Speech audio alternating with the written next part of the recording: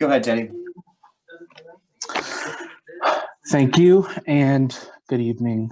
First, I'd like to thank Kristen Ryan for her statement in recognizing my mom as someone who's forged a path for those who have been victimized by this district.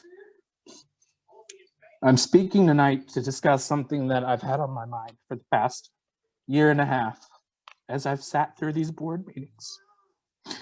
I've sat back and quietly supported my family in what I would deem an annus horribilis, completely unrelated to the pandemic we currently face.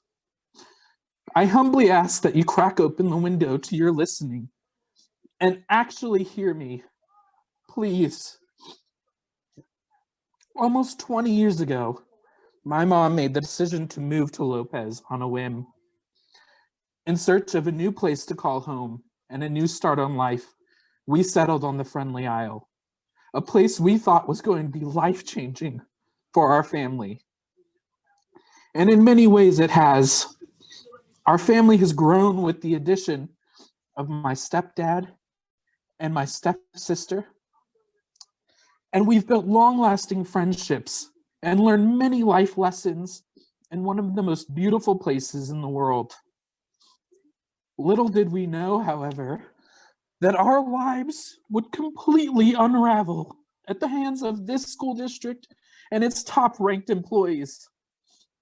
After years of abhorrent sexual and emotional harassment, several women, including my mother, made the bold and brave decision to come forward and relive their trauma.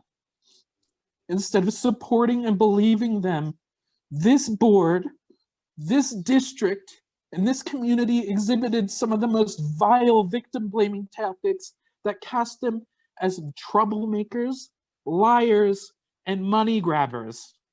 This is on you. After a second, nearly year-long investigation into Dave Sather, an investigator found, based on a preponderance of evidence, that he had harassed these women.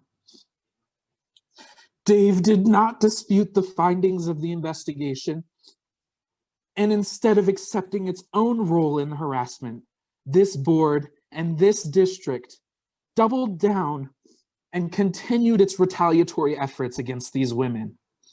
Your silence was deafening. This is on you. These women are survivors. They are resilient and they deserved better. And if you continue to sit on this board in denial of that fact, you don't deserve to have a seat at the table.